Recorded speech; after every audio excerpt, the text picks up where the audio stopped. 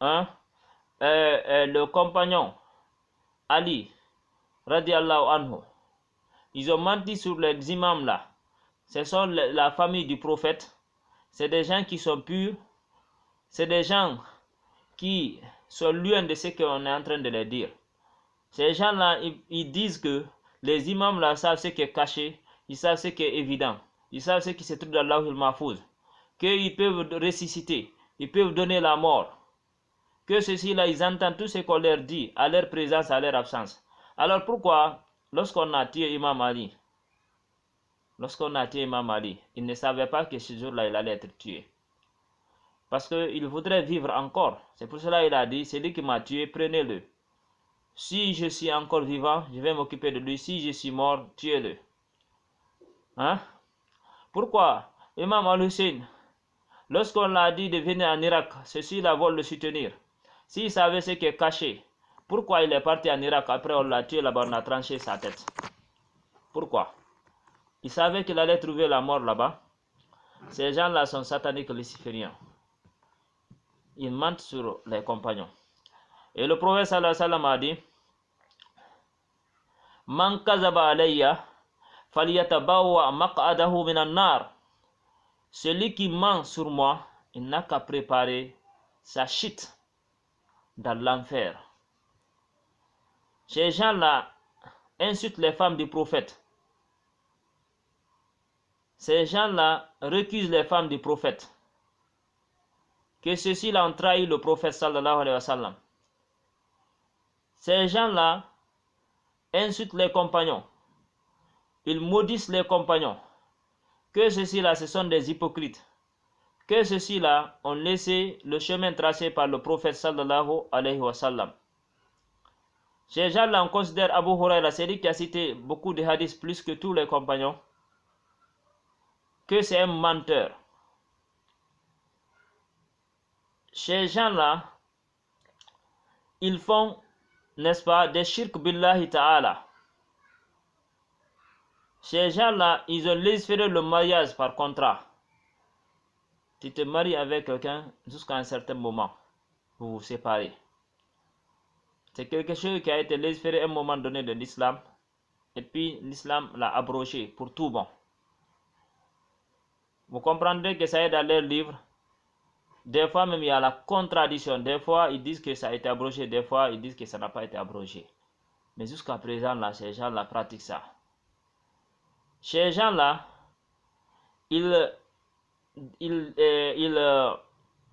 la tuqya, ils disent que ça fait partie de leur secte, de leur croyance. Celui qui ne croit pas à la tuqya, qu'il n'a pas de foi. Celui qui délaisse la tuqya, c'est comme s'il a délaissé la prière. Ces gens-là, que les 9/10 de la religion, c'est tuqya. C'est-à-dire les 9/10 de la religion, on cache.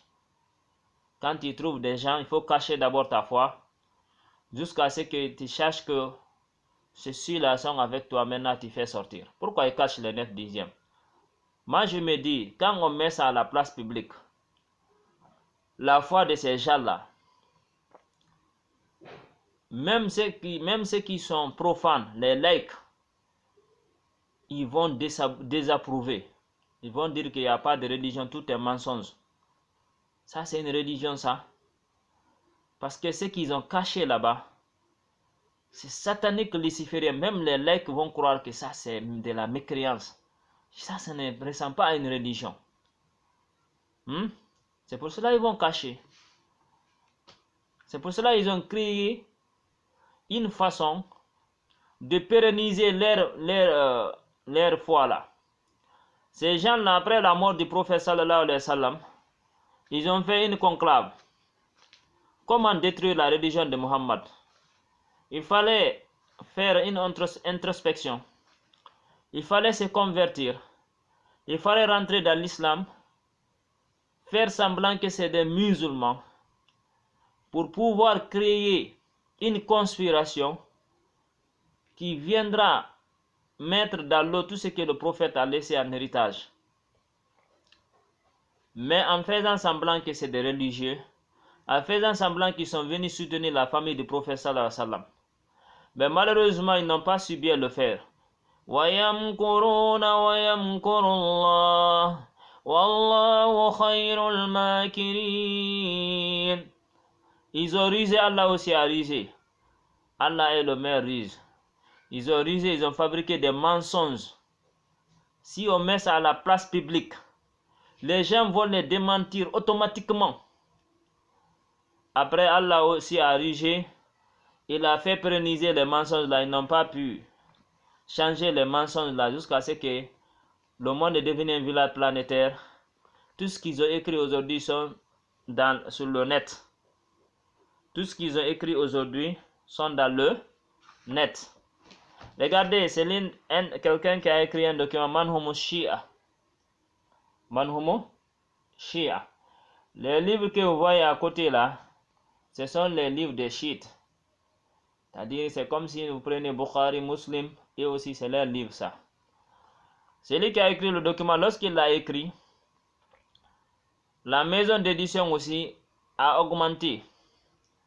Lui, il a écrit seulement leurs paroles, leurs dires. Il a dit seulement leurs dires. Qu'est-ce que la maison d'édition aussi a fait? Ils ont photocopié, ils ont essayé de voir l'extrait. Ils ont par exemple, leur dire a été photocopié la page.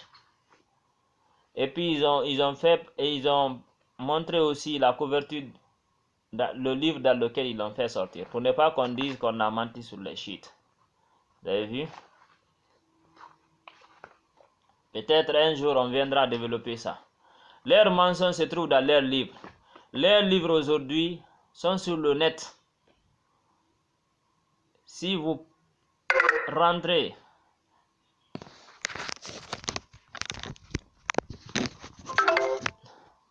leurs livres se trouvent dans le net. Vous allez voir tout ce qu'on a dit sur eux. Il n'y a pas de mensonge dedans, tout est vérité. On n'a pas menti sur eux. Parce qu'ils veulent cacher leurs livres. Ils ont créé, comment on appelle, un principe qui va leur permettre de cacher leur doctrine. Mais Dieu a rendu le principe là caduc. Pourquoi? Tout ce qu'ils ont écrit dans leurs livres, tout est en ligne à l'air là. Chacun peut se procurer de ça là. Hein? Les livres là, ils n'ont pas pu les garder. Sinon, si c'était les chiites, leurs ulémas seulement qui avaient ces livres-là dans leur bibliothèque, les livres-là n'ont pas été vulgarisés et répandre. Donc, ils viennent prendre ce qui bon les semble, ce qui peuvent satisfaire les gens, amadouer les gens et laisser le reste là-bas. Ils auraient dû réussir leur pari. Mais malheureusement, les documents là sont mis en ligne. Mais sont en ligne, tout le monde peut lire ce qui se trouve dedans. Nous viendrons faire le déballage. Expliquer chapitre par chapitre, la plupart des chapitres, leur conspiration satanique luciférienne. Ces gens-là, leur religion est le moyen qu'ils ont utilisé pour réparer leur religion, c'est trois. C'est le mensonge, la richesse et la magie noire. Il ne faut pas occulter ces gens-là, travaillent avec le diable. Si ceux-ci ne travaillent pas avec le diable, même dès nos états, ils ne pourront rien faire. C'est des gens qui sont sataniques, c'est des gens qui sont lucifériens. Ils vont faire des prières au niveau des tombes là, ça ne sera jamais exaucé.